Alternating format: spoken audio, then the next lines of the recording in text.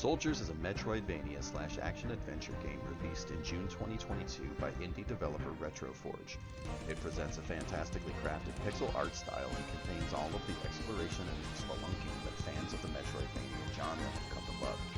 Sit down and get ready for a jam-packed game review because Souldiers has a lot packed into a $20 package.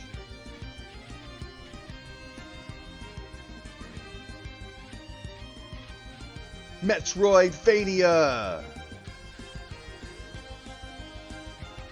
Souls-like!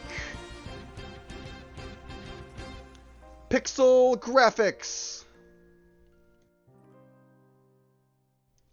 Action adventure! RPG elements!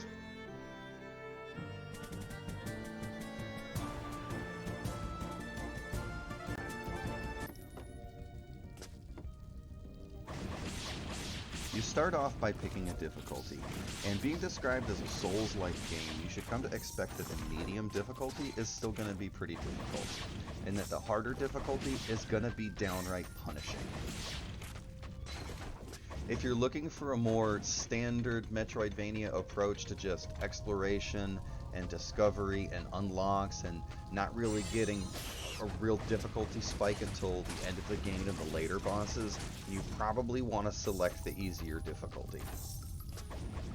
I chose the medium difficulty, and after having completed the first zone, I could definitely say that there was some challenges that were in there, but nothing felt overly frustrating. So it did hit the spot for me pretty well.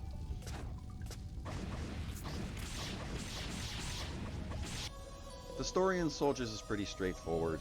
You're part of an army squadron that ends up caught in this strange world called Terra Gaia that's halfway between life and death. You're guided by some Valkyrie creatures, and they have some ominous warnings about Ragnarok coming in. It's pretty basic, but it gets the job done.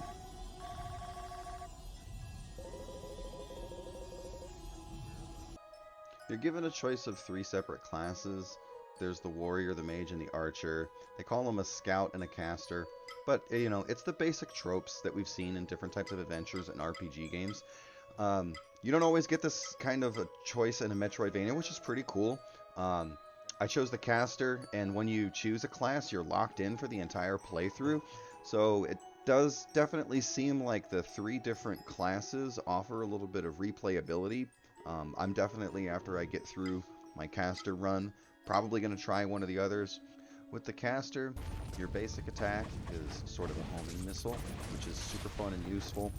Your secondary ability is a burst damage on a cooldown. It auto-charges, which is pretty fun. You don't have to hold any buttons to charge it, you just use it when it's ready.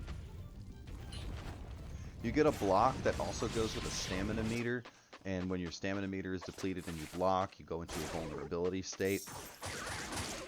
You get a dodge as well that leads sort of a shadow behind you whenever you dodge, and you unlock quickly an ability that allows you to do things like blow up the shadow and stuff like that. You get all of these right off the bat starting the game. None of them require any kind of unlocks. So right from the beginning, the combat, you have some tricks and things that you can do, and which is super fun. And the game does throw these things at you like right from the get-go. You need to be blocking and dodging and using your homing missiles and stuff whenever you can to try to cheese monsters and stuff like that. Otherwise, you're gonna die. The game could be pretty punishing. Most things will kill you in just a few hits, so the focus on using the dodge and the block and attacking when you have space is there.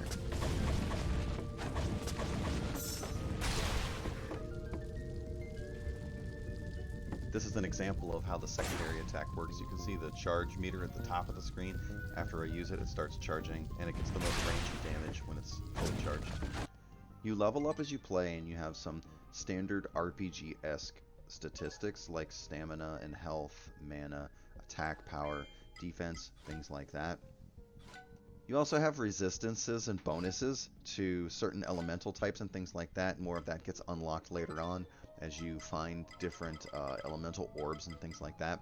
You can add the elemental damages to your abilities, which adds not only fun to like the combat, but it also ends up being a way for you to like unlock certain areas that were previously inaccessible. Like you get fire that burns things, stuff like that. I don't want to give too many spoilers away, but it's neat the way that they incorporate the combat mechanic things that are like RPG-esque into how you also unlock some of the areas. Rather than like the normal, you know, here's the green key, it opens the green door, that kind of stuff. There's also a skill tree that you get points in as you level up, so you can choose whether you want to buff your dodge or your secondary attack or your block, things like that, to get more stamina, stuff like that. So now with all that technical stuff out of the way, let's talk about the real Metroidvania vibes that this game has got to offer. Right off the bat, you start running into these areas that you just cannot quite reach. You can't jump that high, you can't jump that far, can't knock down that wall, can't unlock that door, can't get past the spider webs, that kind of stuff. Everything that we know and love about Metroidvanias, and knowing that you have to backtrack and remember where all that stuff is so that you gotta find those items and you can't miss that upgrade. This game does it. They do it fast. They do it right off the get-go. It's really cool. The map in this game does a lot more to assist the players than in some other things that we've seen. It's not very interactive, but they do a really good job of everything that you run into that you can't quite get to. They make a note of it, whatever wall or thing, or even the things like treasure chests and stuff like that. They pin them on the map for you so that like you kind of see that you need to know to go back to it. Which I kind of thought at first, I thought, well, you know, I kind of like to keep these things in my mind on my own, but then about halfway through the first level, I realized like, wow, they've really got crap everywhere. There's tons of stuff. There's like doors. There's a door around every corner, or there's a treasure chest, or there's something. It seems like a lot. It's a lot of content, so it's really cool that they have a nice map that tracks this stuff for you. You have fast travel right away. Every one of the save points is a beacon for you to fast travel back and forth to. You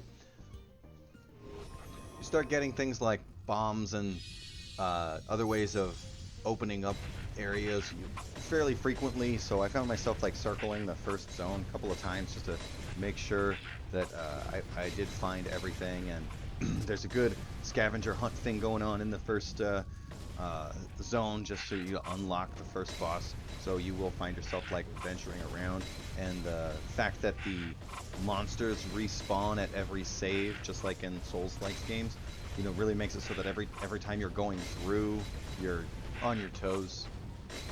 There's an area that there's these acolyte guys that are throwing fire bombs at you, and I kind of thought that I was gonna have to figure out how to dodge all this stuff, or that I was gonna like unlock a way to like move through an area faster or something like that. You end up just needing to knock a rock down and like push this rock through the area, and it ends up blocking for you. It seemed like super simple, but it was kind of fun watching that happen and realizing that they put different sort of mechanics in there for you to figure out how to navigate some of these rooms. There's some RPG elements mixed in as well.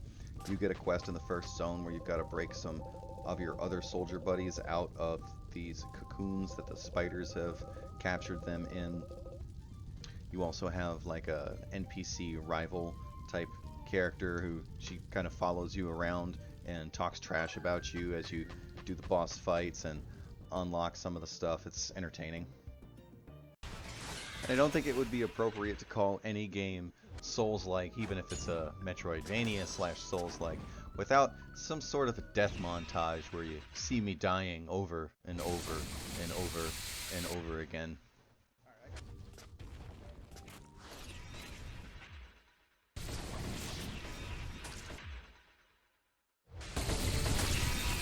All in all, I'd say that Souldiers is one of the best Metroidvanias I've ever played. It checks a lot of boxes between fun and engaging combat, exploration, discovery, storyline, great art style. It feels like the next golden standard for the genre, honestly. It's kind of like how Hollow Knight felt when it came out. For 20 bucks, it's hard to pass this game up. I spent 3 or 4 hours just in the first zone, and I highly recommend Souldiers for fans of Metroidvanias and for anybody that's new to the genre. Thanks for watching. I'll see you in the next video.